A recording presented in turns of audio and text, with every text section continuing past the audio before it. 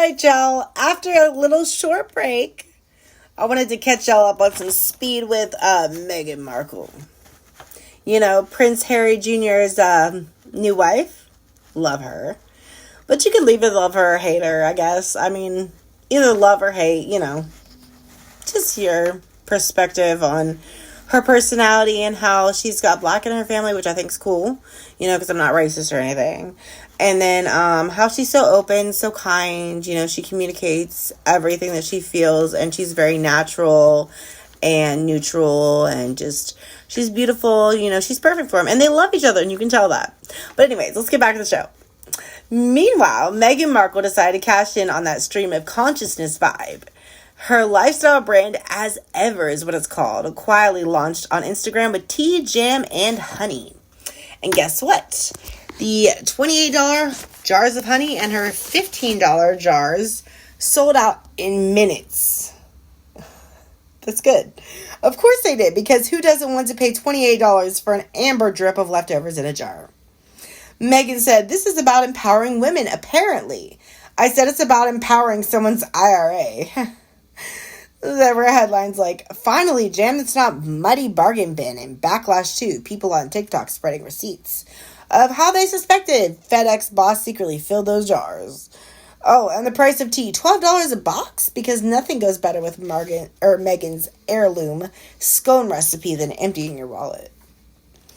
And in fashion land, Gen Z has taken nostalgia to a whole new level. Remember collectible bag charms? Well, picture this. Grown women strolling around with cracked vintage teddy bears and fuzzy gremlins hanging off their designer purses. I don't know about y'all. According to InStyle, this emotional support charm trend is blowing up. Bags are drowning in Lollapalooza toys like some purse ornaments gone wild. One designer even sells a trapper's hat for a designer drink. I saw a photo from Copenhagen Fashion Week. A lady was carrying a Moo tote, and it looked like Godzilla's handbag. Hey, if your everyday bag isn't doubling as a second handbag, backpack full of plush, are you even living in 2025? I mean, millennials made avocado toast. Gen Z is accessorizing with terrifying toys. And of course, Met Gala 2025 happened and gave us more of a horror than hot. The theme was some South African-inspired super fine, tailoring black style, but half the looks looked like runway malfunctions. One star, Helen, Pharrell's wife, apparently got her invitation confused with Lingerie Week. She wore a leather bodysuit and mesh tights like she forgot her pants. Another Coleman Domingo, actor from Pose, rolled up in a shimmering silver cape that resembled an open parachute curtain. Twitter quipped, "He really came as an extravagant curtain. Where's the crank handle?" Walton Goggins showed up in a black and white stitch suit that looked like someone sewed his shirt inside out. Amelia Gray had a red lace jacket on, but wore beige panties on the outside. Someone said it looked like a sophisticated diaper. Lord. Doja Cat even brought a bulky leather print chunk to her outfit's chest, earning comments like creativity or creativity crisis. Meanwhile, Lisa from Blackpink basically mirror imaged Helen's no pants look. Double trouble.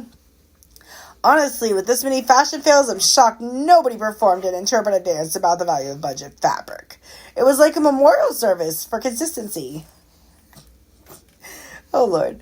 All right, on to Hollywood weirdness and casting controversies. Disney's Snow White 2025 is finally out, y'all, and it's sinking slower than that Titanic remake. Why? Because the internet is still litigating it. Come on, y'all. First, they cast Rachel Zegler, Latina American, as Snow White. Suddenly, every Twitter troll from 2010 came out with torches screaming, "She's not white enough!" Some folks never learn that fairy tales aren't the color of your skin, but the shade of your generosity. Or in Snow White's case, the shade of your apple. I apologize for the pun, Disney. Rachel herself begged fans on Twitter, "Please stop tagging me in the nonsense." She tried her best, but it's like throwing a blanket over a kid's face and expecting them to stop asking if Santa's real. She's trying her best. Then there's the whole dwarf controversy. Disney insisted on keeping 7 dwarves in the story. One 2022 tweet from Peter Dinklage, excuse me if I got that wrong, which I probably did, said basically a Latina Snow White with dwarves. Y'all playing chess and checkers. I'm confused. So Disney decided only one of the dwarves would actually be played by a little person actor. The rest would be CGI. Are you kidding me? Come on, y'all. Do better, Disney. Yes, actual motion capture dwarves. Fan responds like, oh, cool. We'll have a hologram telling jokes. So the caterpillar turns into butterfly line. Could now really be a butterfly. If the dwarves are CGI, do we call it Snow White and the Seven Cyrus? This film controversy is stacked as high as the Evil Queen's collar. And we're not even counting casting Gal Gadot as the queen. Oh yeah, Gal's our villain. Plus the music from Pasek Paul makes you wonder if you'll need sunblock at night. Also in movie news, weirdness, at the Jurassic World Rebirth premiere in London, something else went viral, and it was not a T-Rex. Scarlett Johansson and Bridgerton's Jonathan Bailey stopped mid-press line for a quick lip lock. Also in the movie news weirdness, at the Jurassic World Rebirth premiere in London, something else went viral, and it was not a T-Rex. Scarlett Johansson and Bridgerton's Jonathan Bailey stopped mid-premiere press line for a quick lip lock. The paparazzi exploded. I mean, it was one friendly peck on the lips at a movie premiere, and suddenly Twitter's raining emoji hearts.